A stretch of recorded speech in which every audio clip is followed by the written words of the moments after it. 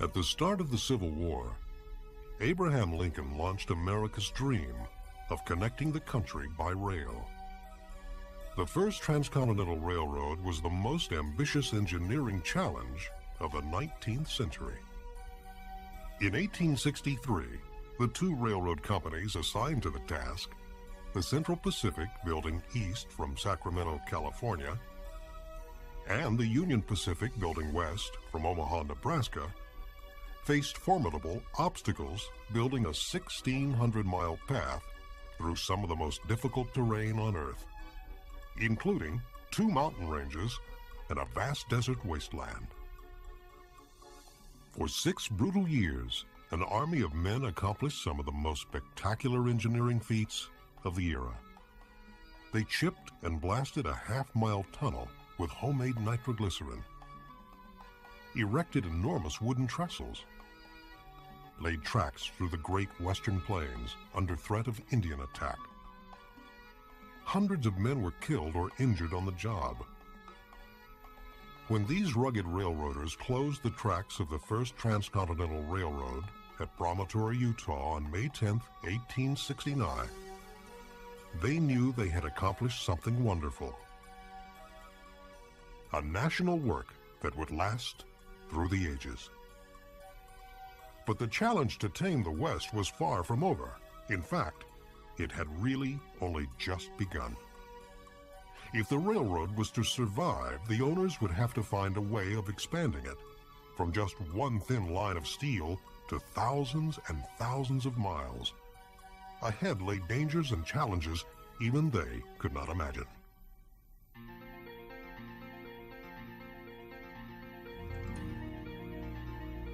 Five days after the joining of the two lines, regular train service began.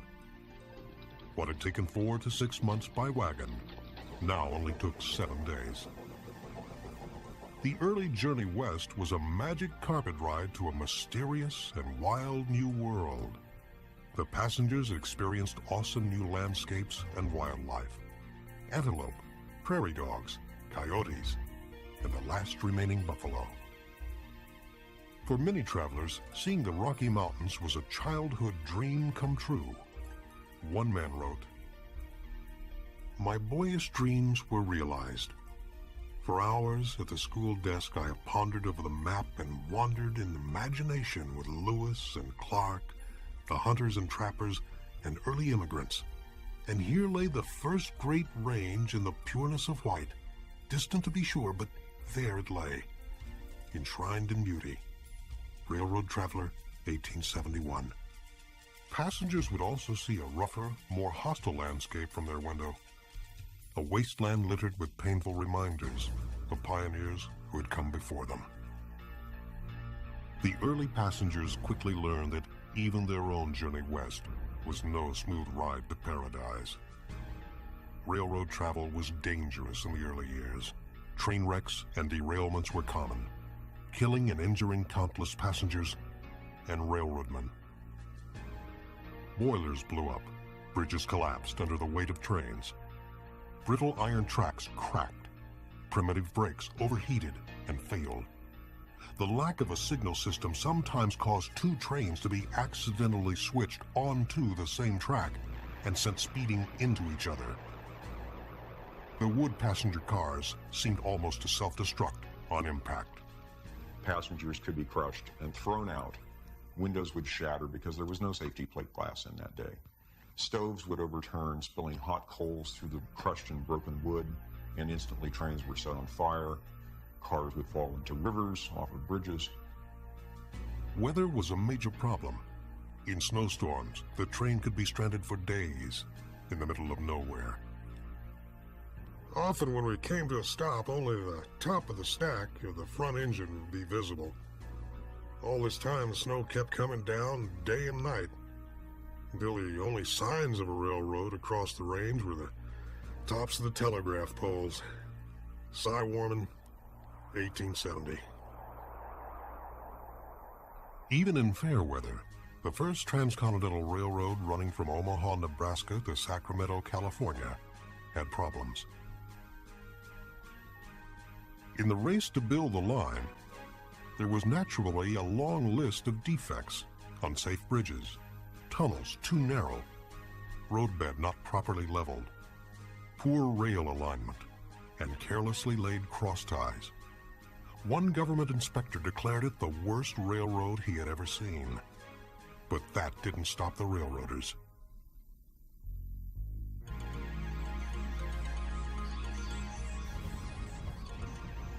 Railroadmen risked life and limb on their job. Many would end up dead or permanently crippled.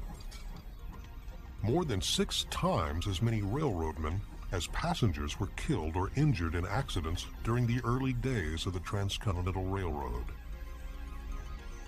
Railroading ranked as one of America's most dangerous jobs. Railroads didn't so much care about the safety aspects. They were concerned about the bottom line and the dollar and the profit. So the less they had to change, the better. The pioneer Western railroaders were a courageous breed.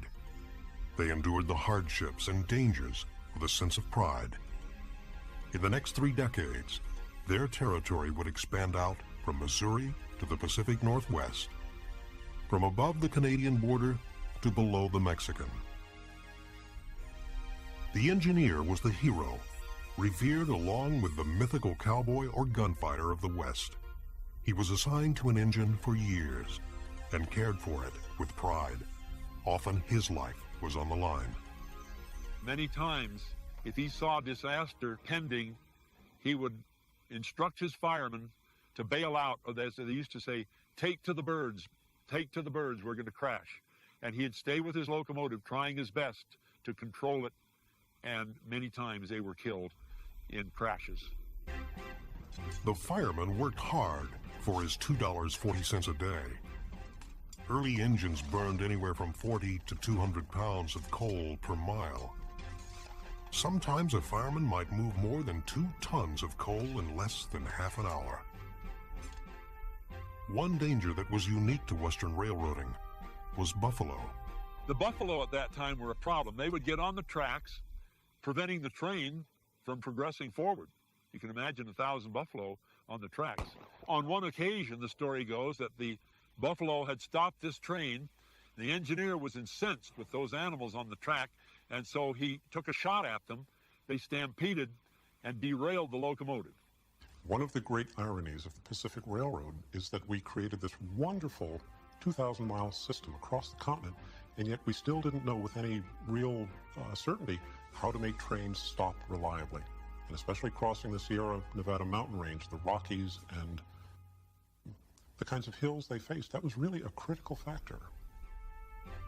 The railroad companies quickly realized that if the railroad was going to expand in the West, they needed to be faster and safer. Thousands of people rose to the challenge, but only a few would know success.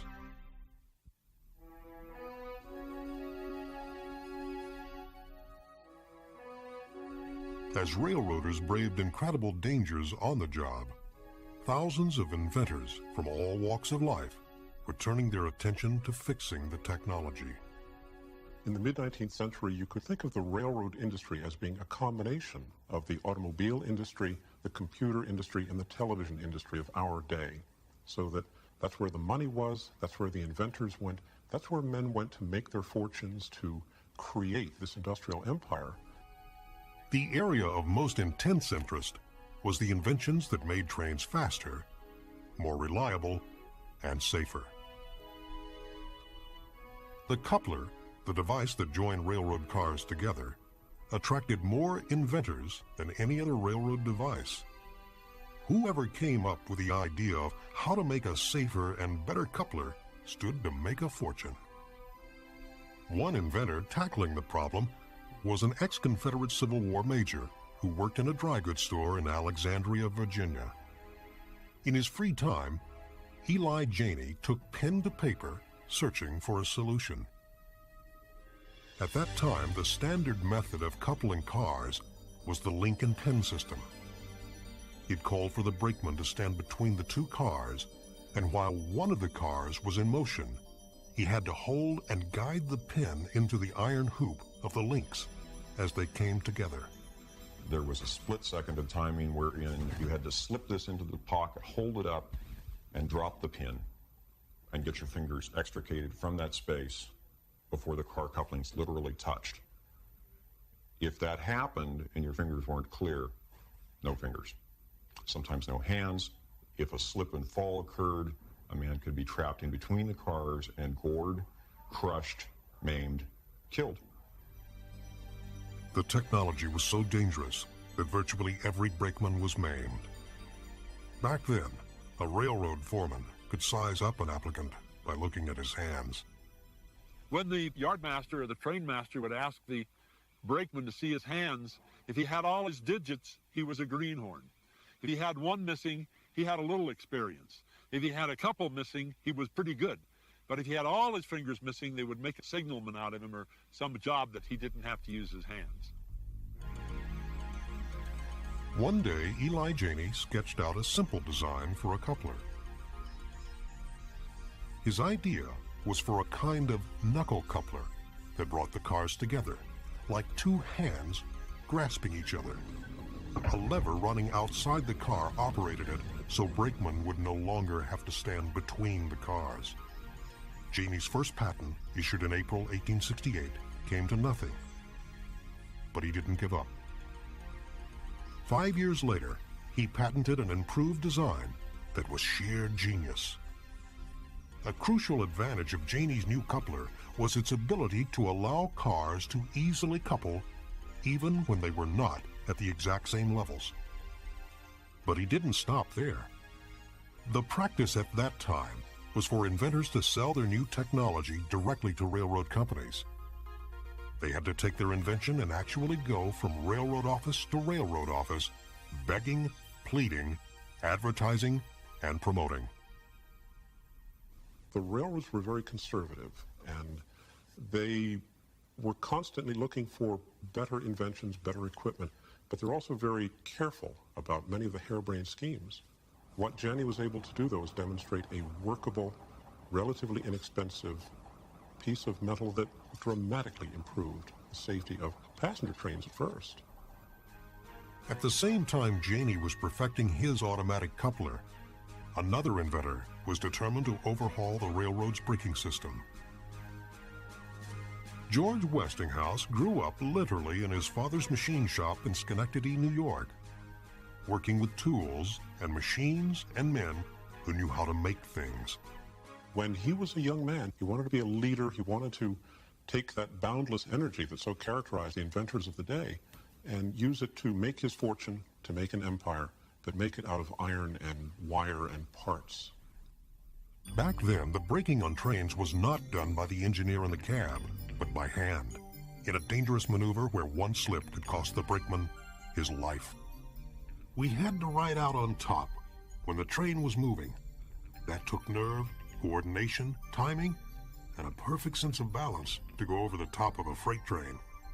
Winter or summer, rain, snow, sleet, ice all over the roofs, and on brake wheels and handholds.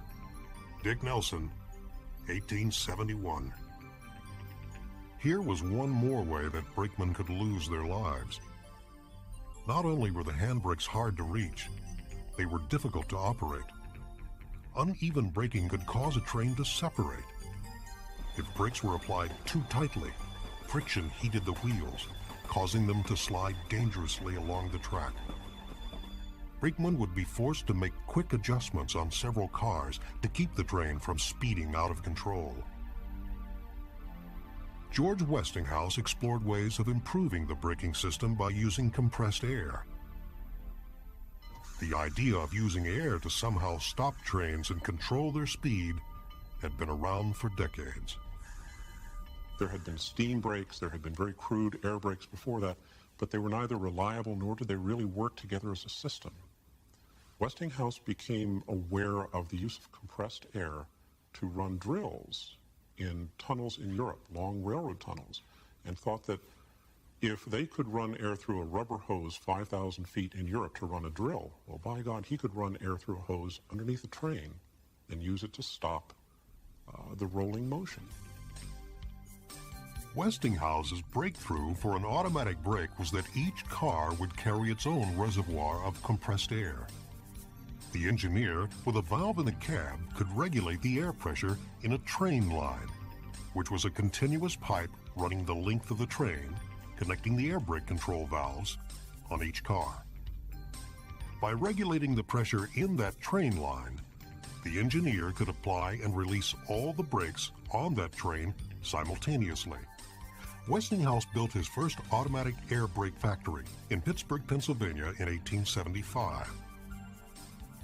Both Janey's automatic coupler and Westinghouse's air brake promised a far safer future for railroading.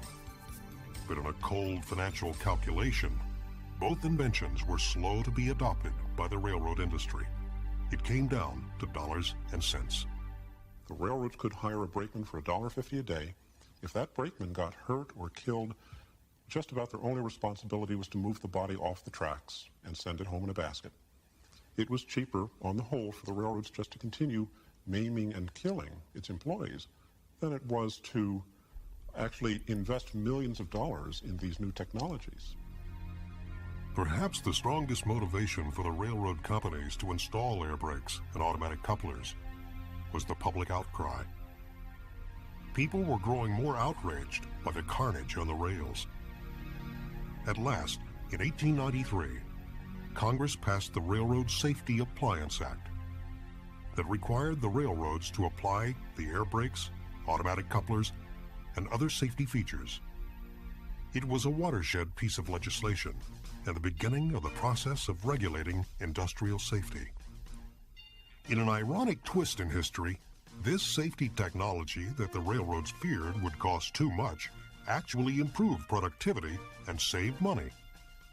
The automatic coupler made it possible to hitch up cars faster and without the need for human intervention in each coupling, while the air brakes permitted the railroads to operate longer and heavier trains far more reliably.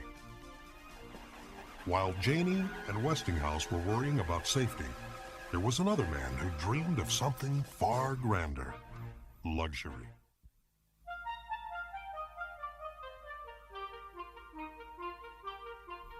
In the 1870s, affluent East Coast types rented private railroad cars for hunting expeditions in the Wild West. This luxury would cost $300 per week. Jerome Marble, a Massachusetts manufacturer and sportsman, hired one of the earliest hunting cars for his family to camp on the Dakota Plains. The car came fully loaded with gun racks, dog kennels, and large ice boxes to preserve trophies of the hunt. The mobile hunting lodge was just one of the more extravagant innovations of a man who was determined to make his fortune on railroad passenger travel: George Mortimer Pullman. Like so many other great late 19th century men, George Pullman was from the Northeast. Born in Brockton, New York on March 3, 1831. As a young man, he headed to Chicago to seek his fortune. Even before ground was broken for the first transcontinental railroad, Pullman realized that long-distance travelers would need comfort to make the journey tolerable. On one of his trips west from New York State, on his way to Chicago, George Pullman rented a sleeping car berth for the dollar it cost and climbed into it just to see how bad it was. And it was dark and cramped and small, and he thought it was atrocious. And legend has it that at that point he decided that was a way he could make his fortune. His lifetime ambition was born: to replicate the elegance and comfort of first-class hotels on wheels. Other innovators experimented with sleepers, but Pullman was the one who came up with the idea of hinged upper berths that could be folded against the ceiling during the day. And the reclining seat could double as a bed. In 1864, he invested his entire savings of $20,000 to build the magnificent sleeper car he called the Pioneer. No expense was spared in the craftsmanship. Each Pullman sleeping car mirrored the ornate Victorian style that was sweeping America. By the time transcontinental travel became popular, George Pullman had the market for overnight luxury railroading sewn up. In the 1870s, he was leasing to the Western Lines his own fleet of cars, fully equipped and staffed. In 1870, the price of a first-class ticket between Omaha and Sacramento was $100, equivalent to over $3,000 today. Providing comfort was not the only problem that Pullman decided to tackle. People needed to eat. In the early years of transcontinental rail travel, passengers ate their meals during short stops at stations along the way. We found the quality of the food on the whole bad. All three meals were almost identical: tea, buffalo steaks, antelope chops, sweet potatoes, and boiled Indian corn with hoe cakes and syrup ad nauseum. William Robertson, 1873. One traveler, having dined happily on a delicious chicken stew for breakfast, was later upset to learn that he had eaten prairie dog. Pullman guessed that this was no way to attract the rich clientele he was aiming for. In 1868, he introduced the most elegant dining car of its day, named the Delmonico, after a famous restaurant owner in New York City. The Pullman staff turned out 12-course meals. Women were proud to have gained 5 to 10 pounds on a one-month round-trip journey aboard a Hotel Express. The foods were the best of ducks and fowl, roast beef, roast ham, boiled ham, fresh potatoes, fresh baked breads, desserts made on board, even fresh Rocky Mountain trout when crossing over the Continental Divide, caught and delivered directly to the train. Most of the cars even carried ice and could serve ice cream and exotic frozen desserts, which for people traveling across the desert in the late 19th century was nothing short of miraculous. With first-class business booming, Pullman built cars for smoking, reading, listening to music, and lounging. The decor included etched and stained plate glass, plush seat cushions, marble and walnut washstands, damask curtains, and massive mirrors and frames of gilded walnut. The Pullman cars were a symbol of America's manufacturing supremacy, offering unrivaled elegance. But not all travelers were as enchanted with their journeys.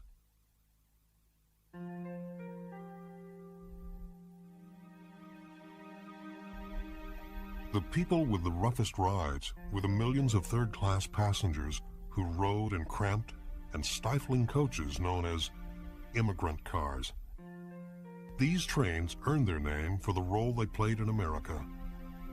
Throughout the 19th and early 20th century, the railroad took the millions of immigrants pouring into the East Coast ports and distributed them out across the continent. There was no other way we could have settled this land without the immigrants or without the railroads. Their problem, though, was that they needed to go cheaply. They didn't care about time. They weren't concerned with comfort, but they needed to get where they were going for a penny a mile, or even less. As a young man, the Scottish writer Robert Louis Stevenson rode west in an immigrant train.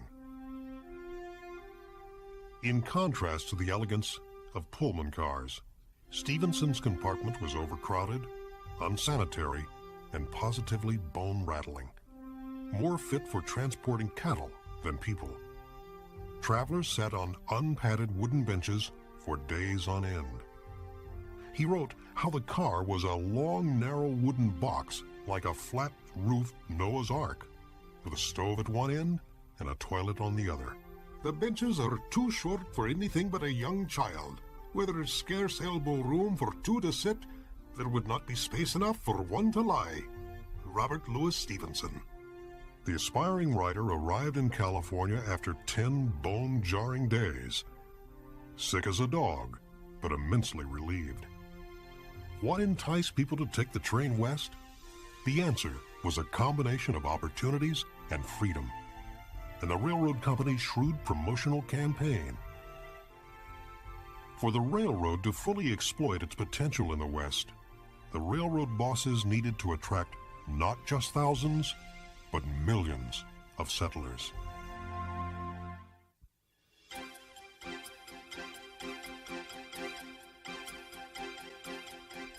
In the 2 decades following the opening of the first Pacific Line, dozens of other railroad companies stepped up to the plate to fully exploit the West.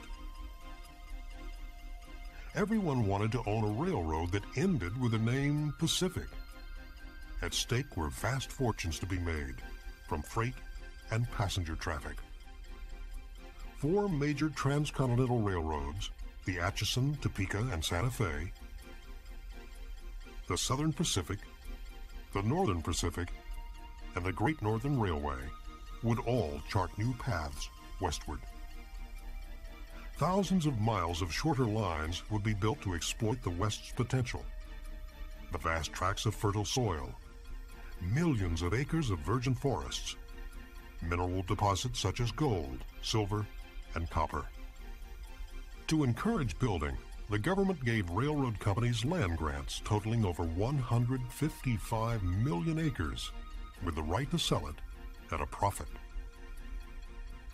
In the mid and late 19th century, railroad executives engaged in an all-out battle with their competitors to expand their territory. Fighting on the front line of the battles were the survey teams, each one out there for their own railroad, trying to stake out their own route, the best route, sometimes racing to stake a claim on the same mountain pass.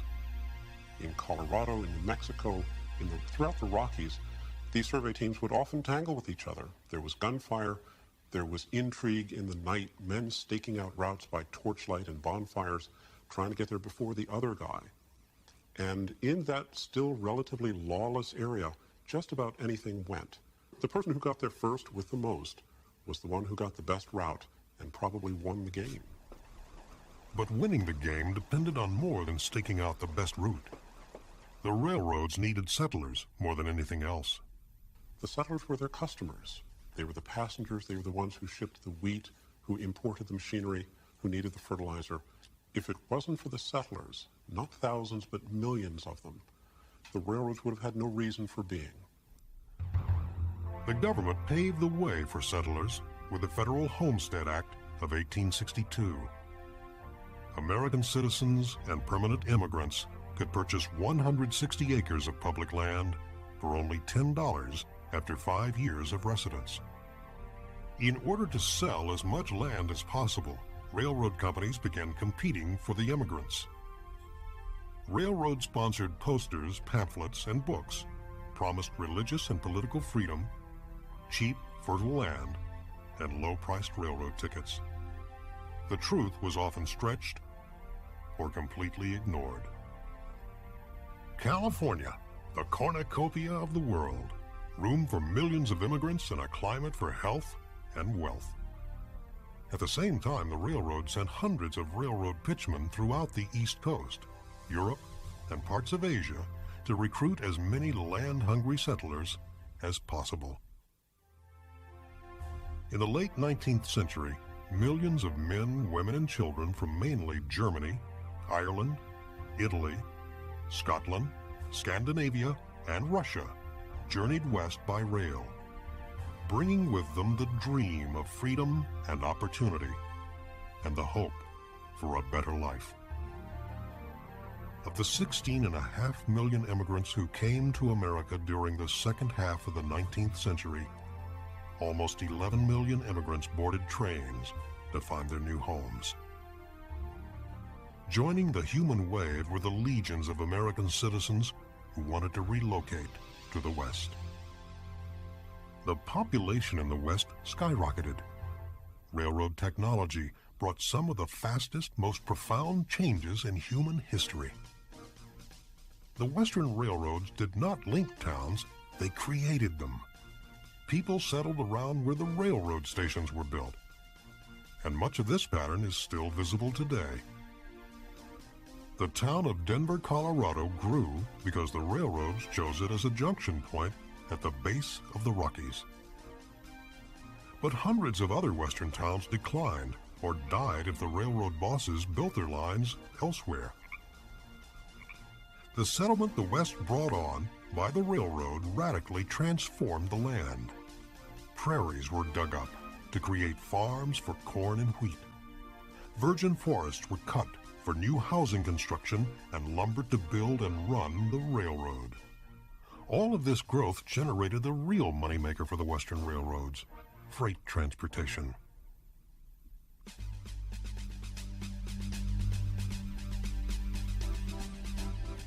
The expansion of the Western Railroad's freight traffic revolutionized the way America did business. For the first time, wheat grown on farms in the Midwest could be shipped to the East Coast at a profit. Iron ore from Minnesota could be quickly shipped to the blast furnaces of Pittsburgh. When the first transcontinental railroad opened, freight was transported by boxcars and flat cars that hauled everything under the sun. Within a decade, refrigerator cars were invented. They were essentially boxcars insulated with cork and cooled with ice. Refrigerated cars allowed perishable goods to be transported across long distances without spoilage. One of the first refrigerated cargo left Baltimore, Maryland for California with a shipment of fresh Chesapeake Bay oysters. In that insulated boxcar, they placed these 4 large hoghead barrels of oysters. Around the oysters, they packed ice, and they had stops along the route where they could pick up more ice and pack it tighter with ice as the ice melted. But that refrigerated cargo got to San Francisco within a week, and they say that the men were waiting for that, and they actually were almost auctioning off those oysters. The advent of the refrigerator car allowed people to obtain fresh food further and further away from its source. Fresh vegetables from California or the far west could be transported to every part of the country at all times of the year, including the dead of winter. People's eating habits would be changed forever. The refrigerator car created markets worth fortunes. It gave rise to the meatpacking industry of Chicago, allowing for dressed and packed meats to now be transported to local stores throughout the country. This vast transportation network depended on maximum speed and efficiency and required something we take for granted today: standard time.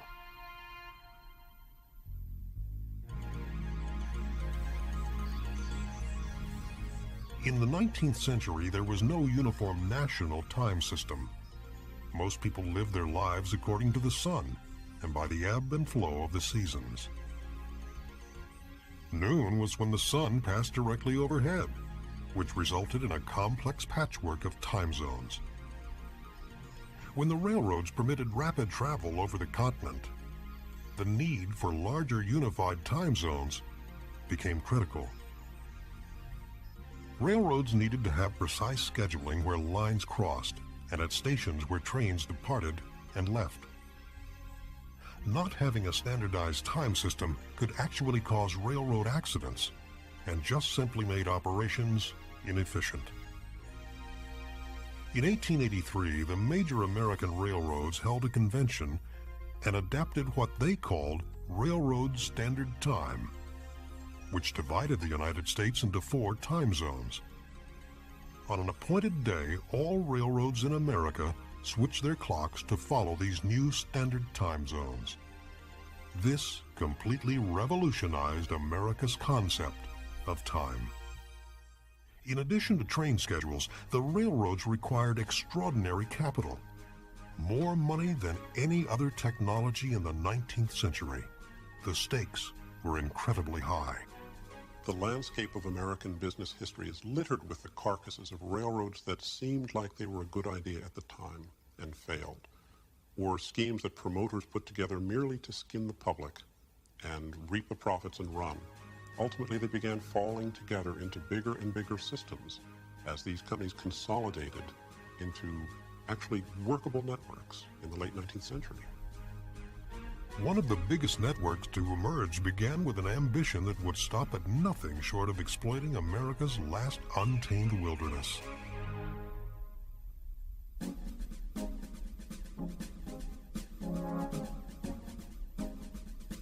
One man knew the scent of money and a frontier in America that had not been exploited. the Great Northern Expanse leading to the Pacific. James Jerome Hill set out to build what would become the last railroad empire of the 19th century, the Great Northern Railway. As a child growing up on a farm in Ontario, Canada, Jim Hill had lost an eye to a playmate's arrow, but few men looking westward had as clear a vision. His battles with rivals won him plenty of nicknames: Little Giant, Empire Builder, Oregon Bandit, Red River Pirate, and One-Eyed Old Son of a Bitch. People who knew him remarked that he had a mind like a steel trap. He absorbed information. He loved facts. But more than that, he always had a vision.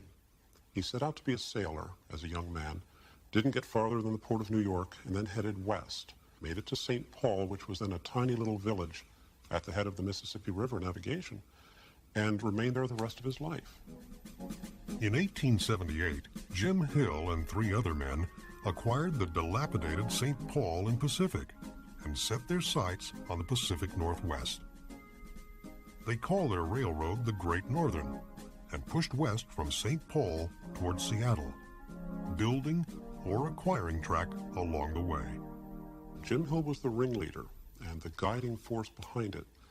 But these 4 men built it largely with their own capital and money they were able to raise from private investors in the East. Their philosophy was to build well, build permanently, and build a lot of track. Unlike other railroad bosses of the day who sat in their New York offices, Hill personally managed the project.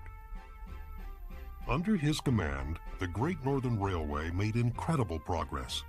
In one season alone, 1887, his army of 10,000 graders and bridge builders, along with 3,300 teams of horses, built across 640 miles of the North Dakota and Montana wilderness. The biggest obstacle was finding a pass through the Rocky Mountains. Hill was convinced there had to be a right pass there. To tackle the problem, Hill sent his brilliant young chief engineer, John F. Stevens. Stevens reached his goal on December the 11th, 1889, despite almost freezing to death. Marius Pass, at an elevation of 5,215 feet, turned out to be the lowest point on the Continental Divide from Canada south, almost to Mexico. Along his steel path, Hill created a sophisticated artery of feeder lines, resembling tributaries of a river. Every few miles, a branch line left the Great Northern's main track to tap into a potential source of revenue. In time, he reached the Iron Range of Minnesota, the copper deposits of Butte, Montana, the forests of Washington. Thousands of Great Northern freight trains would haul these products toward the eastern markets. A cartoon poked fun of Hill's ambition. What it didn't capture was his drive for filling the land with people and jobs, the key to a railroad success. He persuaded one friend in Boston to start an apple orchard in Washington. That ranch would eventually need 4.5 miles of Great Northern boxcars to ship its annual crop. Jim Hill encouraged a lumber baron from Minnesota to launch what would become the vast timber industry in the Northwest. Some of the most massive trees on the continent were chopped down. Great swatches of pristine forest were cut to clear right-of-ways for the railroad.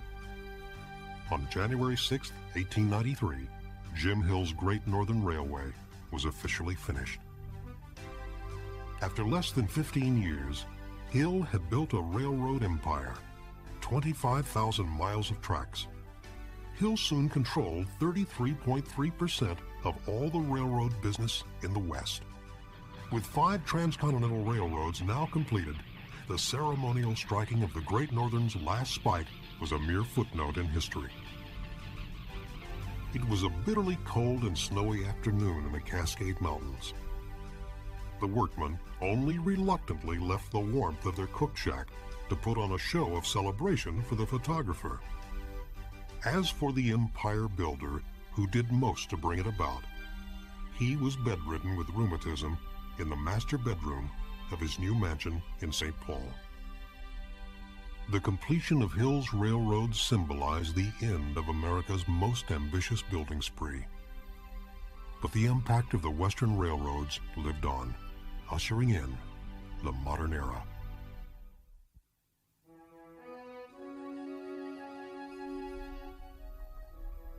The Chicago World's Fair in 1893 represented the zenith of 19th century American technology, marking the true end of the last century and the dawn of our modern era.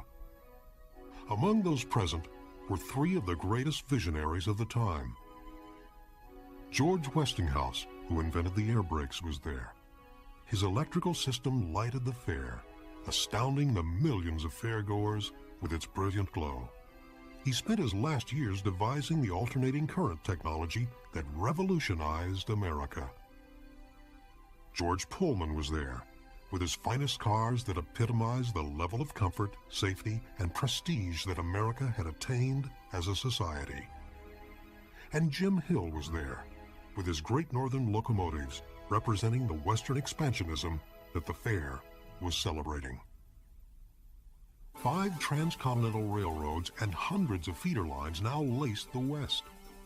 The 200,000 miles of steel had been a colossal feat, a testament to the power of technology and man's ambition to conquer the West. As the 19th century drew to a close, the pioneering Iron Horse was now America's first big business.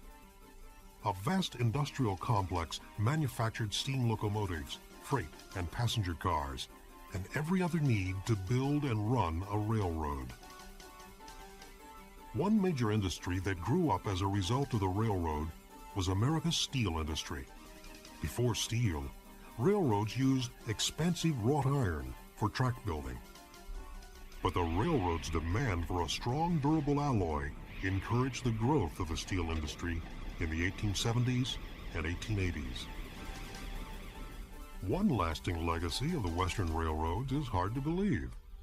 Ironically, after 3 decades of promoting Western expansionism, the railroads lobbied for conservation of many natural treasures that they had made accessible to the public for the first time.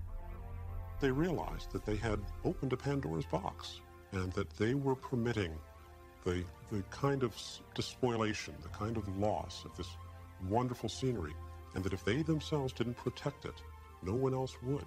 And if they lost it, the nation lost it, the world lost it, it was gone forever. In the years to come, the railroads played a major role in creating the national park system. The Grand Canyon, Yosemite, Yellowstone, and other great natural wonders. Their grandeur lives on today, long after the time the steam engine was replaced by diesel. Many of the tracks which ran across America are now collecting weeds and rust. Railroads still haul millions of tons of freight across country, but for the few people who now make the journey by rail, the elegance and mystique have long vanished. Today, Pullman cars are a memory, eclipsed in the 1930s by the airplane. But they would enjoy one last moment of glory, carrying Harry Truman across America in his 1948 Whistle Stop campaign. The legacy of the thousands of men who worked in the West on the railroad lives on. Their names may be lost to time, but their sweat and sacrifice helped build a nation out of a wilderness. A land built on freedom, opportunity, dreams, and thousands of miles of steel rail.